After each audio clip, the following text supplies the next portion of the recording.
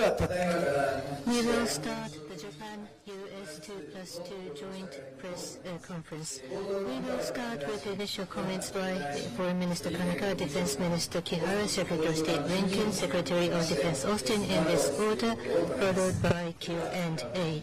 Minister Kamikawa.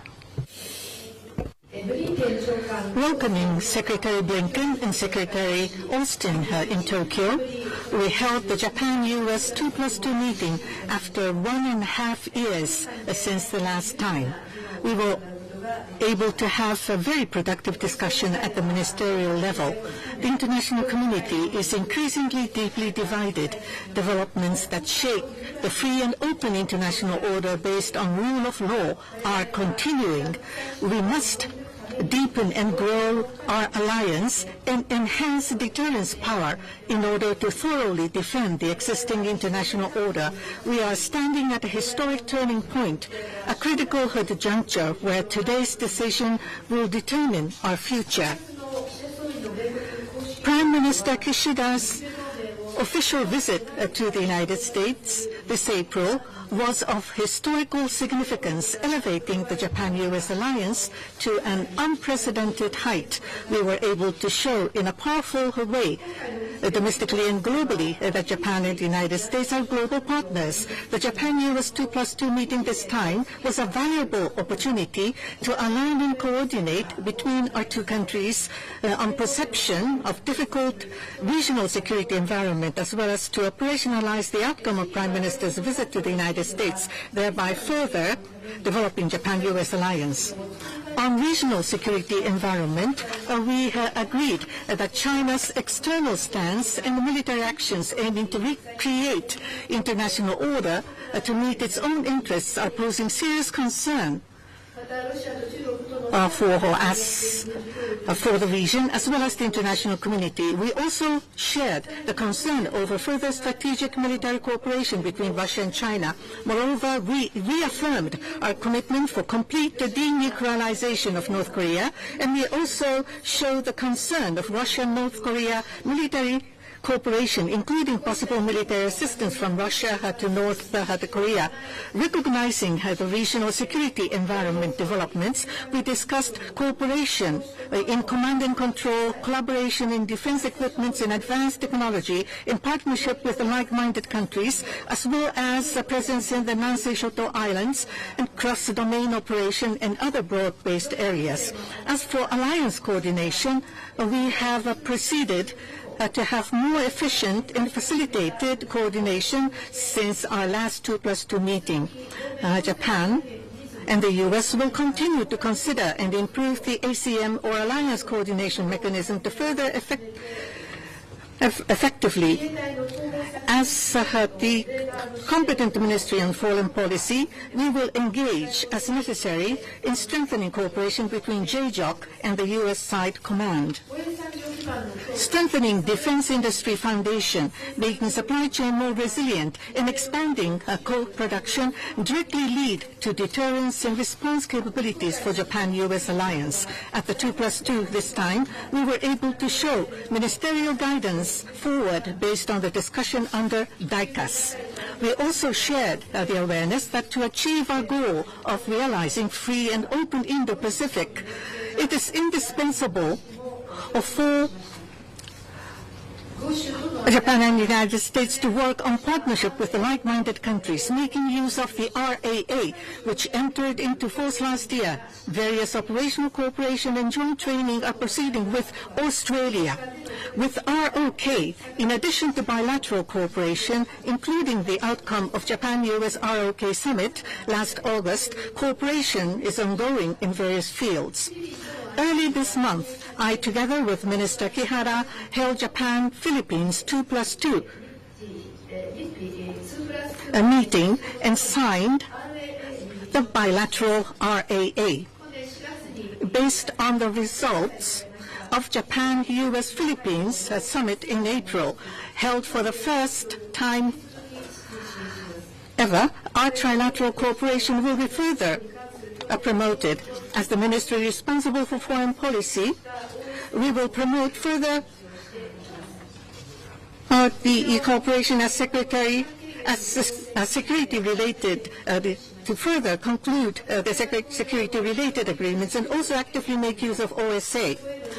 We again confirmed the importance of mitigating impacts on the local communities, including Okinawa. We also confirmed that in order to avoid the continuous usage of the Futenma airfield moved to Henoko is the only solution. I again asked the U.S. side for safe operation, giving utmost consideration for impact on the local community, as well as to appropriately respond to incidents and accidents, including early notification and cooperation to an environment. And we affirmed to closely work together. I also mentioned the recent incidents in Okinawa and stated that they were truly regrettable. What is important is to make sure that the measures the U.S. announced are to be implemented, leading to the prevention of recurrence. We concurred that we, the ministerial level, will also follow it up properly.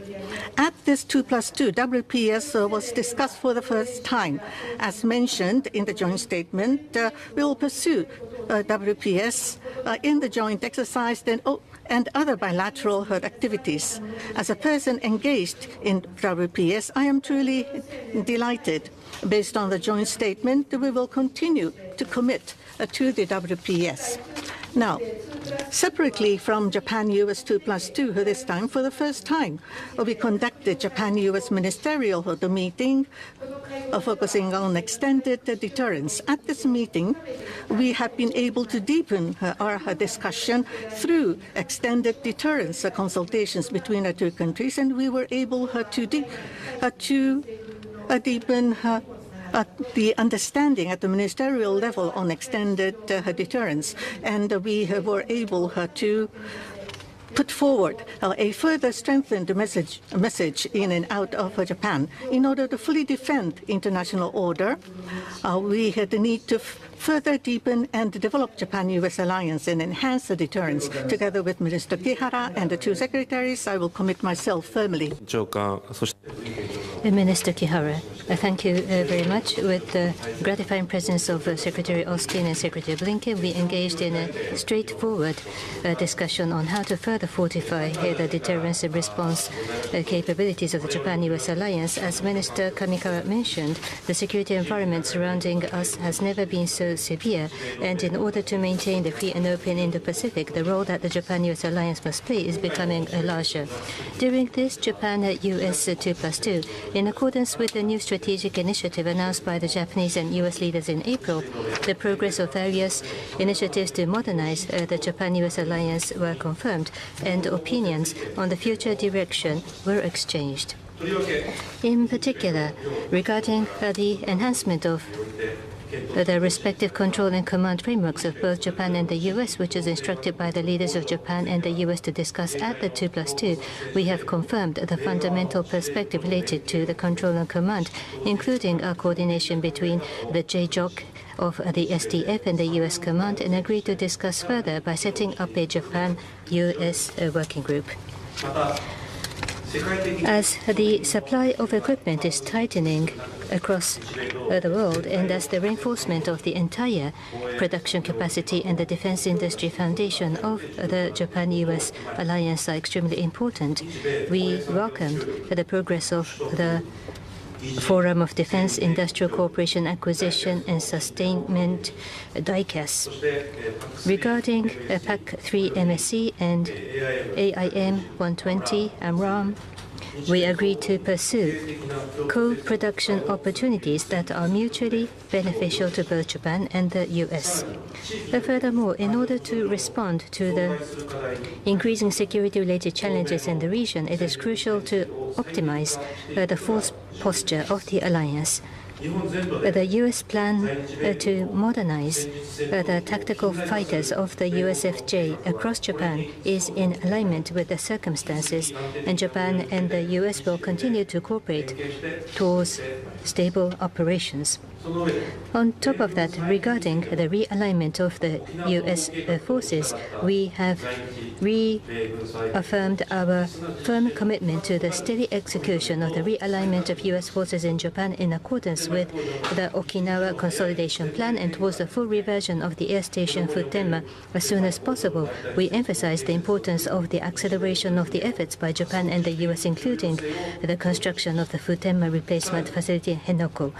Furthermore, we once again confirmed that the relocation of the Marine Corps stationed in Okinawa to Guam will start this year.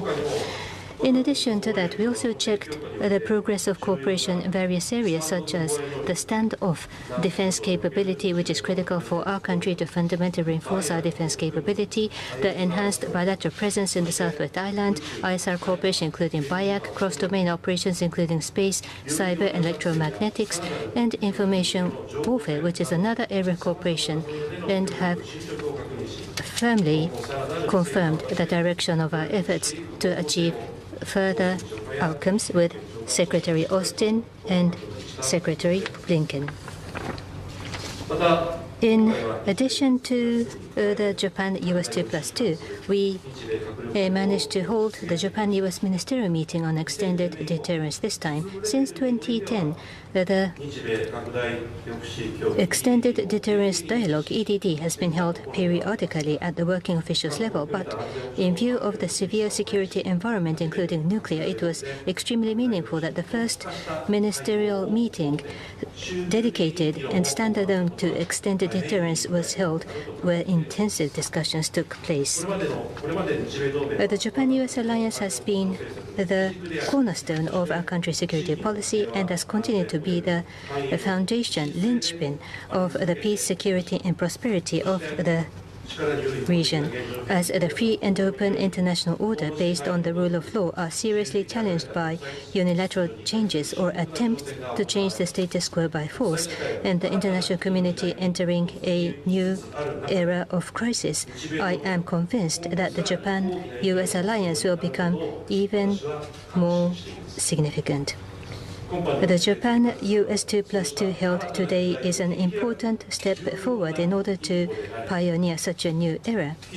And by working together with my three reliable colleagues here with me today, I will demonstrate my steadfast determination to realize the free and open Indo-Pacific by my words and deeds. Thank you.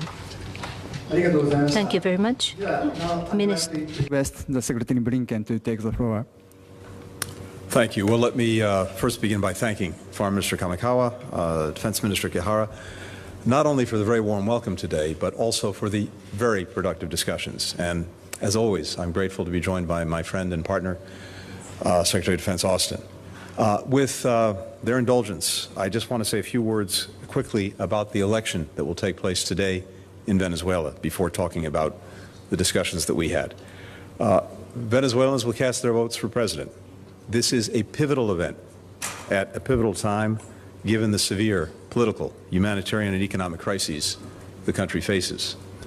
The United States, the international community, strongly support Venezuelans' right to vote, and we've championed the Barbados Agreement between the Uniform Opposition Platform and the Maduro government to restore political freedoms to Venezuela, even though Maduro and his representatives have fallen short of many of the commitments that were made in that agreement. Despite facing severe repression, there is enormous enthusiasm across the country about this election. The United States is not going to prejudge the outcome. This is a choice for Venezuelans to make. But the Venezuelan people deserve an election that genuinely reflects their will, free from any manipulation. The entire international community is going to be watching this very closely. We urge all parties to honor their commitments and to respect the democratic process. Having said that, Japan was the first country that Lloyd and I visited upon taking office.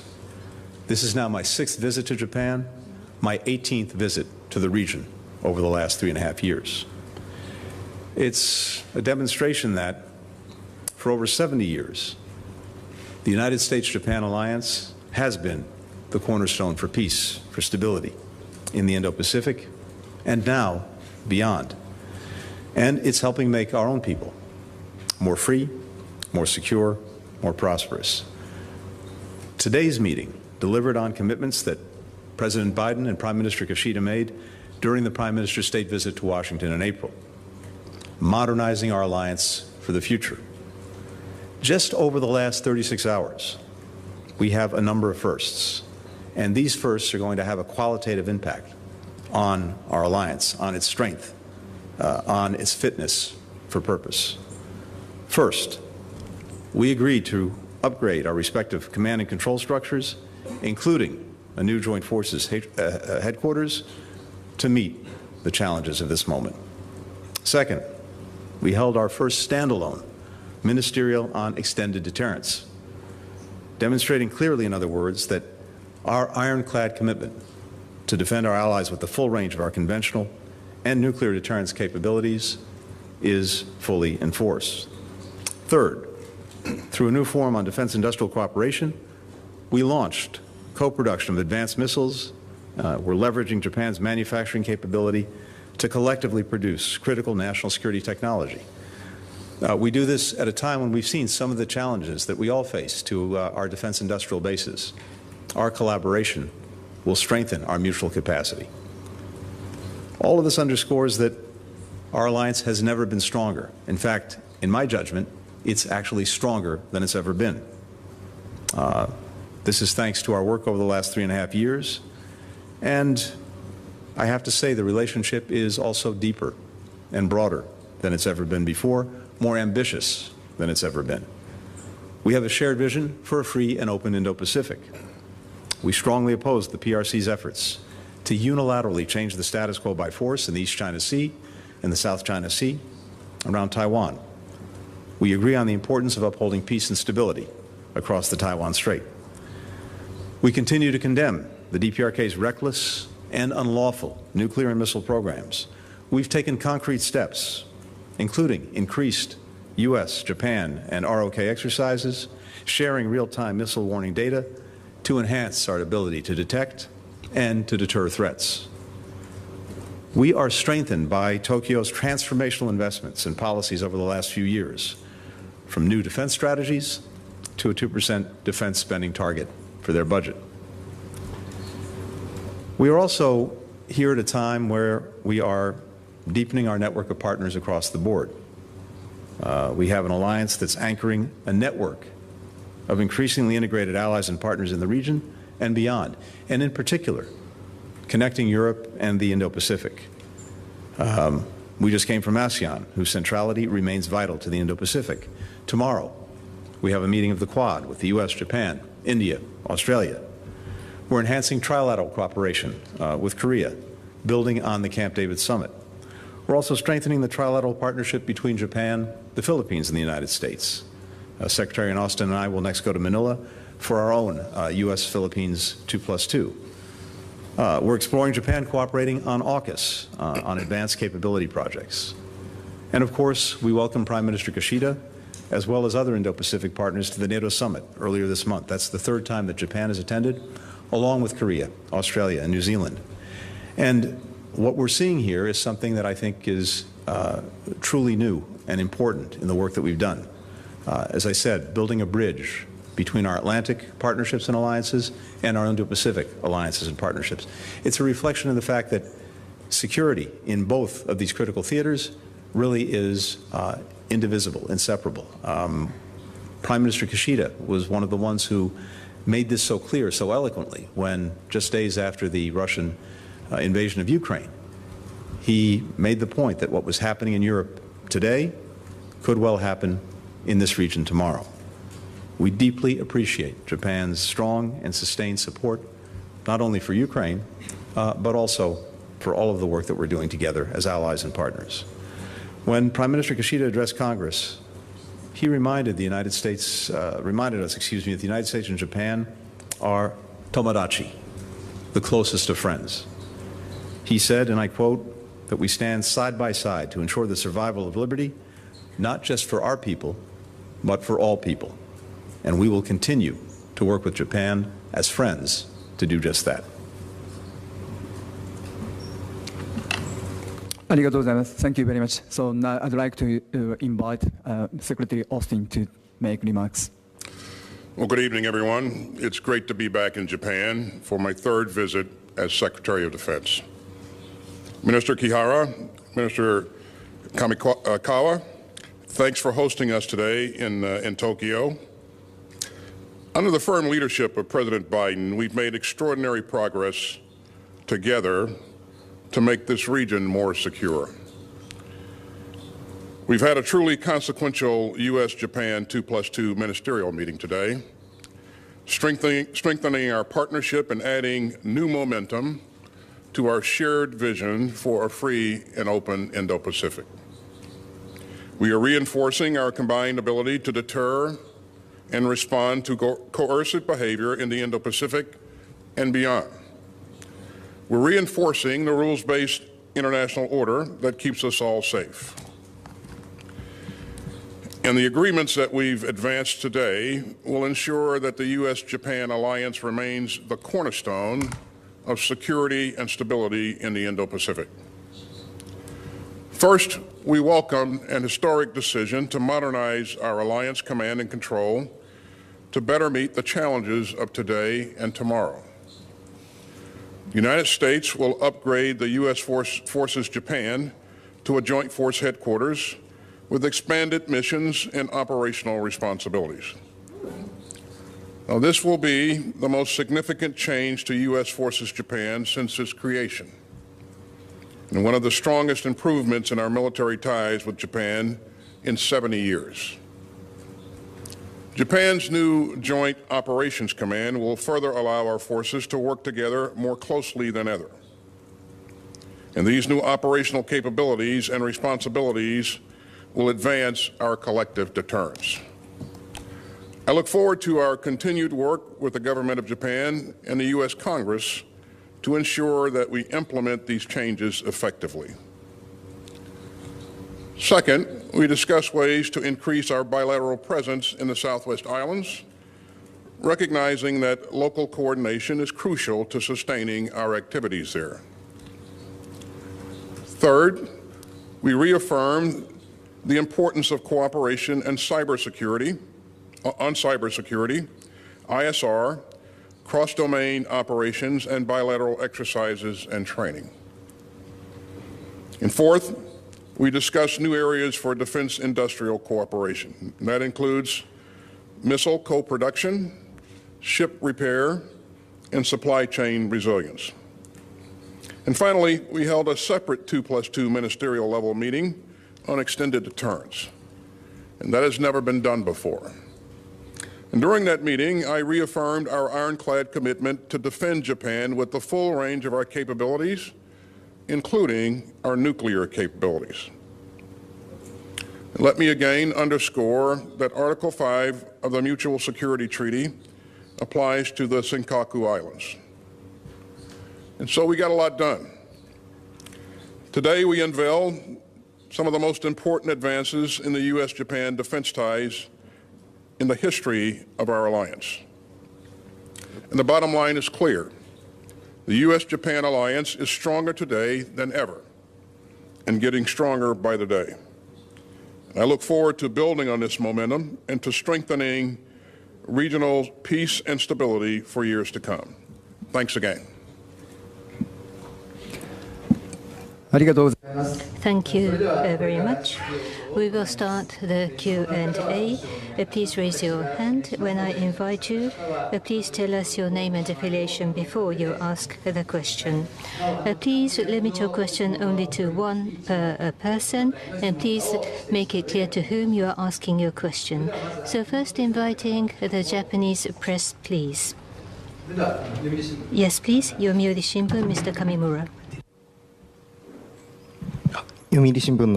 Yes, Kamimura from Yomiuri newspaper. I have my question to Minister Kamikawa and Secretary Blinken.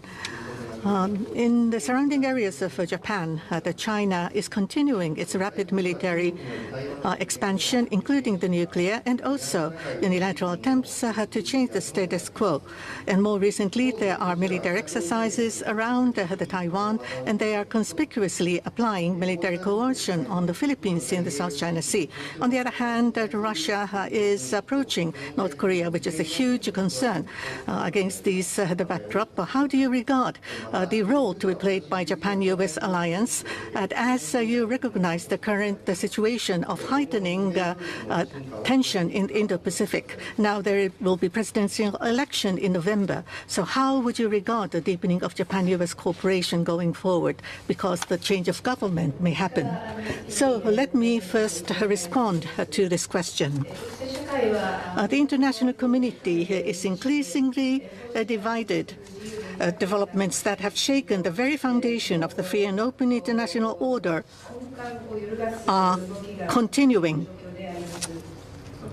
At the 2+2 meeting this time, we were able to align and coordinate the perception on the difficult regional security environment, and including the points that you have made, the outward stance of China as well as its military the actions are of serious concern. We have been able to agree that it is a concern to the region as well as the international community. We were able to share the further strategic military cooperation between Russia and China, and we were able to reaffirm the commitment to fully denuclearize North Korea.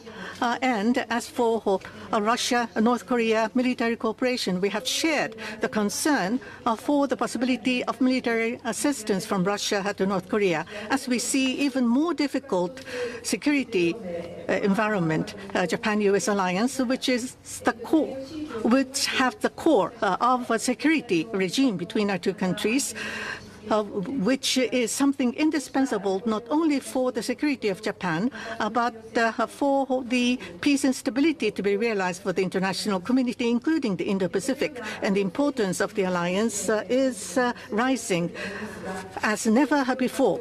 With such perception at the 2+2 meeting this time, at the ministerial level, 4 of us were able to have very frank and a very productive discussion, more specifically on command and control, on defense equipments, as well as advanced technology cooperation, and the partnership with the like-minded countries, and the presence in the southwest or the Nansei islands, and also to have cross-domain operations, to have a broad-based security and defense cooperation. We were able to have discussion on that. As for the U.S. situation, we are watching with keen interest, but in any case, in order to completely and thoroughly defend the international order, Japan and U.S., based upon the 2+2 meeting outcome, we should continue to enhance our deterrence power. The challenges, the threats that you pointed to are concerns not only for the United States and Japan, but for many countries across the region and countries well beyond the region. The relationship between Russia and the DPRK is a two-way street, with the DPRK providing Russia with weaponry that it's using in Ukraine, not only to continue its war of aggression against Ukraine, but to attack the very principles at the heart of the international system: territorial integrity, sovereignty, independence, principles that matter not only to Ukraine, not only to countries in Europe, but to countries throughout this region. And similarly, we see the potential for Russia to provide material assistance to the DPRK at a time when it consistently exhibits threatening, provocative behavior, with missile launches, the possibility of a 7th nuclear test. That's of deep concern to countries throughout this region. And of course, we heard that yesterday as well at the meetings with ASEAN, the East Asian Summit, with all and many partners.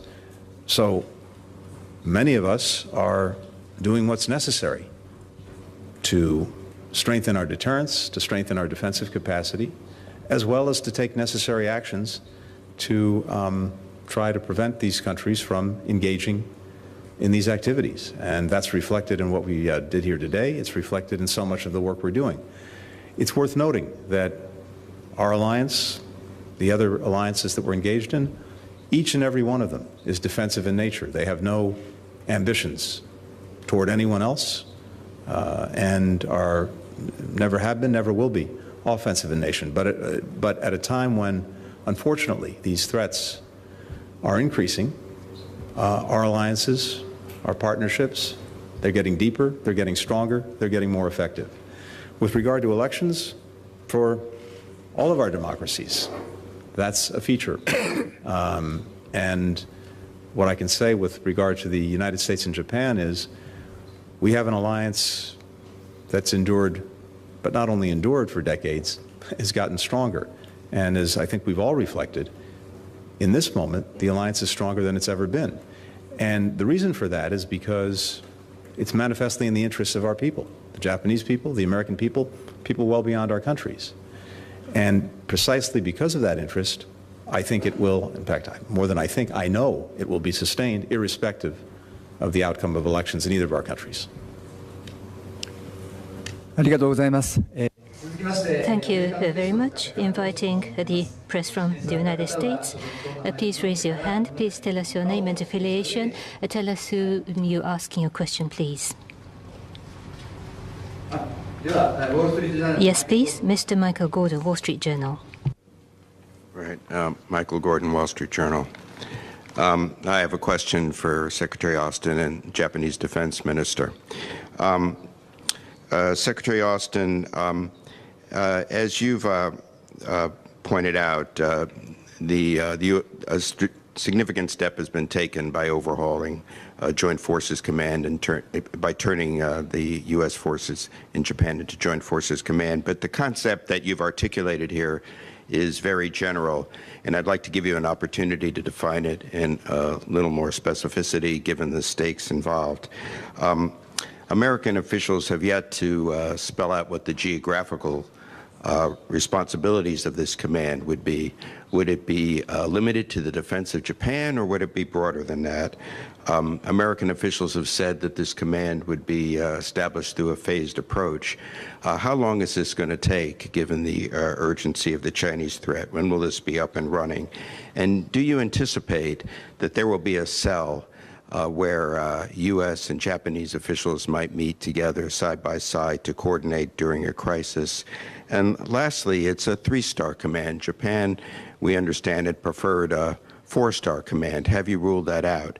And to the Japanese defense minister, sir, would Japan prefer that this Joint Forces Command be a 4-star command, as it is in South Korea? Would that be a better outcome for you?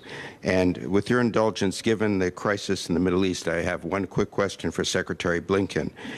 Does the U.S. assess that the rocket attack on the Golan Heights that hit the soccer field was the work of Hezbollah?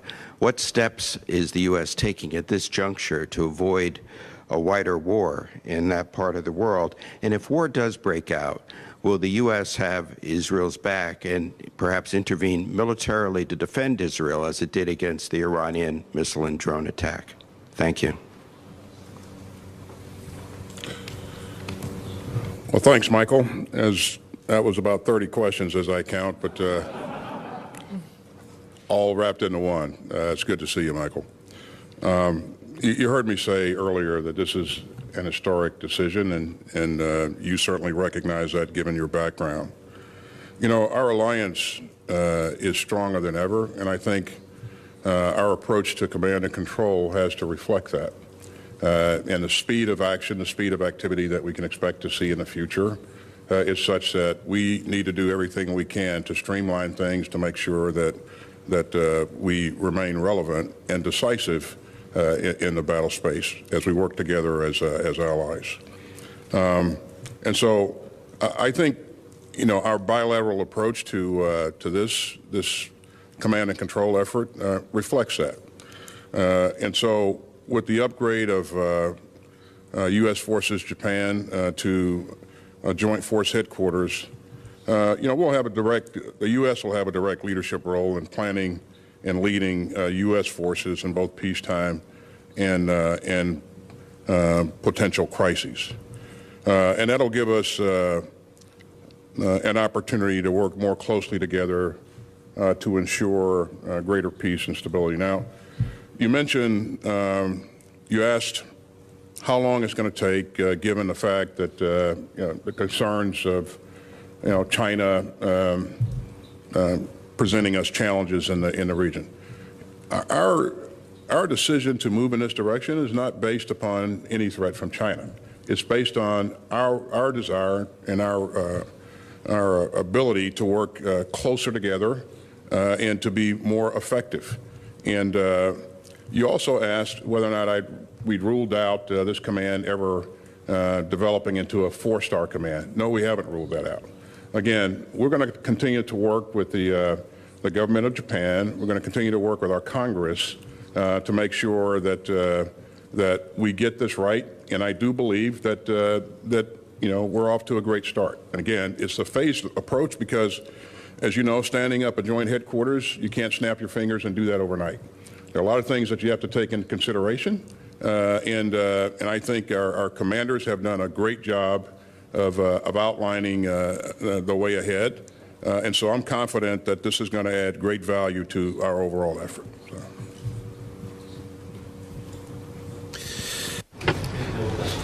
If I may, about the Joint Force Headquarters of the U.S., that is, after the consultation between the two countries, it will be a phased approach, and it will be one of the most important counterpart of JJOC. That is what is expected. As for the details going forward, there will be a working group of both Japan and the U.S., and at this moment it has not been decided. At the moment, the USFJ is led by a 3-star indeed, but at any rate, the JJOC of self-defense forces and the U.S. counterpart, and the details, I will repeat myself, but it will be up to the discussion of the working group of U.S. and Japan. In this regard, on the U.S. side, the U.S. Congress will also have to be consulted, and therefore that is also what we understand. With regard to the Golan Heights, first, let me say that we are deeply saddened by the loss of life that we saw. There is no justification for terrorism, period. And every indication is that, indeed, the rockets were or the rocket was from Hezbollah. We stand by Israel's right to defend its citizens from terrorist attacks. And one of the reasons that we're continuing to work so hard for a ceasefire in Gaza is not just for Gaza, but also so that we can really unlock an opportunity to bring calm, lasting calm, across the blue line between Israel and Lebanon. We're determined to bring the Gaza conflict to a close. It's gone on for far too long. It's cost far too many lives. We want to see Israelis, we want to see Palestinians, we want to see Lebanese live free from the threat of conflict and violence. And again, specifically with regard to the blue line, it's so important that we help diffuse that conflict, not only prevent it from escalating, prevent it from spreading, but to diffuse it because you have so many people in both countries, in both Israel and Lebanon, who've been displaced from their homes. 60 or 70,000 Israelis, roughly the same number of Lebanese, and absent a secure environment, they're not going to be able to go home. So we're determined to do that. We're in conversations with the government of Israel, and again, I emphasize its right to defend its citizens and our determination to make sure that they're able to do that.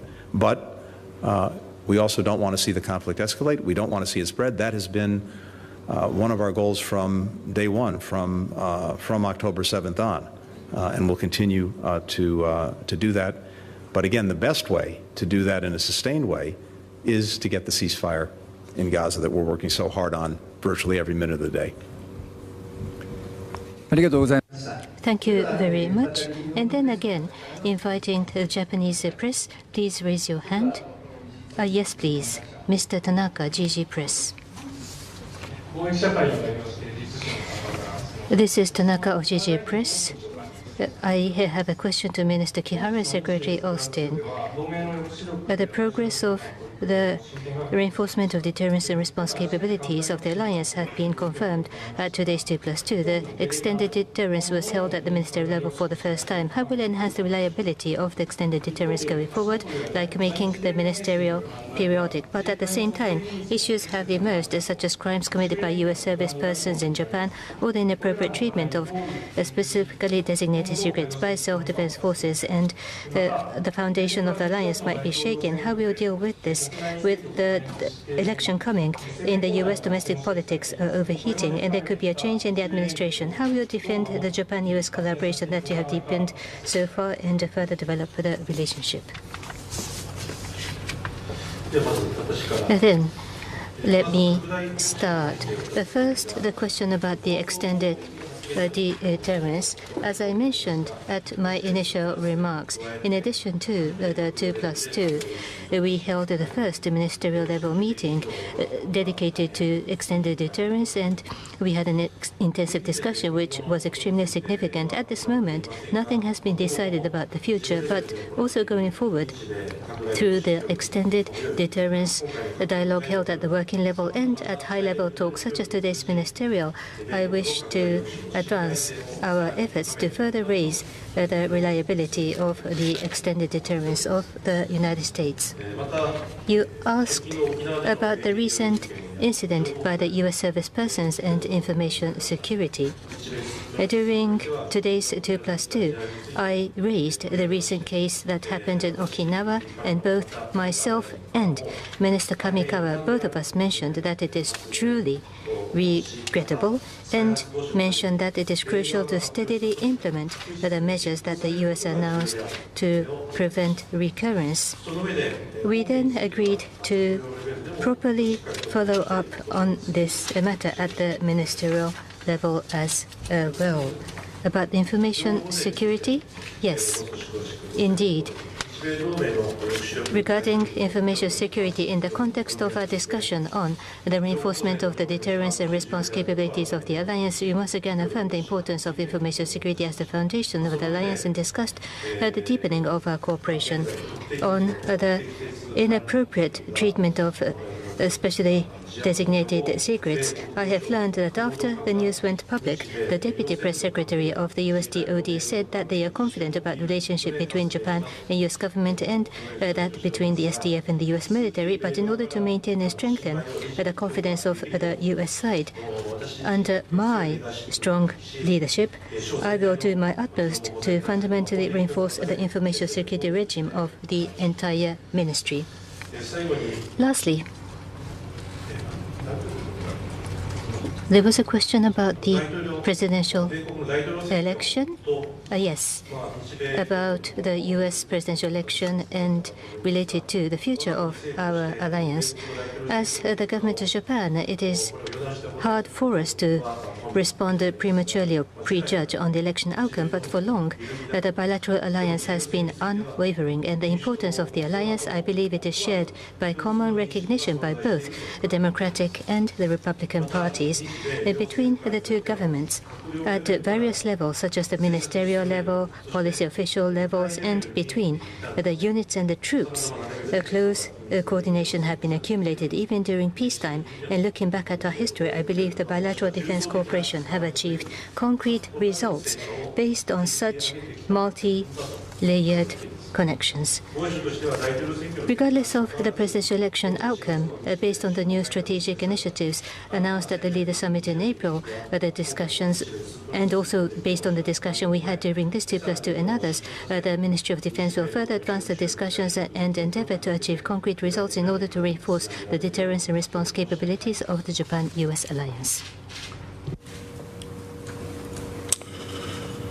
Well, thank you for the question. As you heard us say, this 2+2, separate 2+2 ministerial meeting that we had on extended deterrence is the first of its kind, never been done before. And I certainly won't go into the details of what was discussed, but I can tell you that I reaffirm the United States' commitment to defend Japan with the full range of our capabilities. and that includes nuclear capabilities. Regarding the sexual assault issue, I would just highlight for you that, number one, I agree with both ministers have said already that these are regrettable incidents, and they certainly don't reflect the core values of the United States military. And our leadership has put measures in place to ensure that these kinds of things don't happen again in the future. And our leadership, again, is I think, focused on the right things in terms of working with local leadership and working with the government of Japan to ensure that we continue to address these issues. On the issue of info security, I think it's important that we be able to trust our allies and partners. And as I look at how this situation evolved, it was, as Minister Kihara has said, it was quickly identified, leadership took appropriate action and reported it, and that in and of itself creates a measure of trust that I think will serve us well going forward. And I appreciate his personal involvement to ensure that we do the right things to protect our information. But again, whether it's no matter what it is, cyber issues or document security, we will continue to be challenged. All of us will continue to be challenged, and we have to do the right things to take care to protect our information here. Regarding the election, and potential outcomes, again, I certainly won't speculate on outcomes at the podium here. What I can tell you, though, is that I continue to see strong bipartisan support for Japan, and it's been that way over 70 years, and it will continue to be that way going forward. And anytime you see that level of bipartisan support in our government, you can expect that things will continue to improve and strengthen, no matter who's in charge. So, again, I think the things that we have done here today are extraordinary and speak to that strength of commitment, that strength of relationship that we have, and I believe it's going to be there for some time to come. So. Thank you very much. But unfortunately, time is running, so we will accept one last question from the U.S. side. So, Mr. Patrick Tucker from Defense One, please. Hi, Patrick Tucker from Defense One. For Secretary Austin and Minister Kihara, you mentioned today the industrial forum and agreements or understandings made about co-production of different counter-strike capabilities. Can you give us some more details and elaborate on specifics there? Are there timelines? Are there production numbers that you're anticipating in terms of counter-strike capabilities like PAC-3 and AMRAAM missiles? What can we expect? And for Minister Kihara and Secretary Blinken, does Japan and the United States, do you both share an understanding of the role each country would play in the event of a Chinese invasion of Taiwan in the next 5 years? Thank you. Well, thanks for the question. I don't have any announcements to make today in terms of details on co-production. What I can tell you, though, what's important is that we have committed to working together on producing counter-strike capability, and that commitment is real. And our staffs continue to do the hard work to ensure that this becomes a reality. And I'm pretty excited about that. It will increase our enable us to increase our magazine depth in a number of areas and increase interoperability as well. So I think the important part here, though, is that we continue this work, and it is serious and earnest work. And I think that when the appropriate time comes, we'll make the announcements from the podium. So.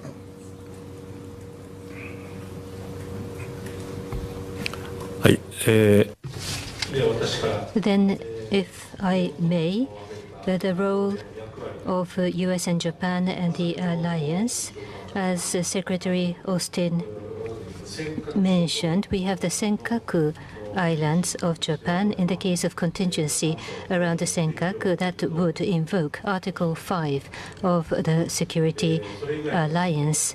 In addition to that, for specifics and details, I will refrain from discussing. Thank you very much. This is the end of the joint press conference. Thank you very much. Please do not forget to return your translation receiver. Thank you.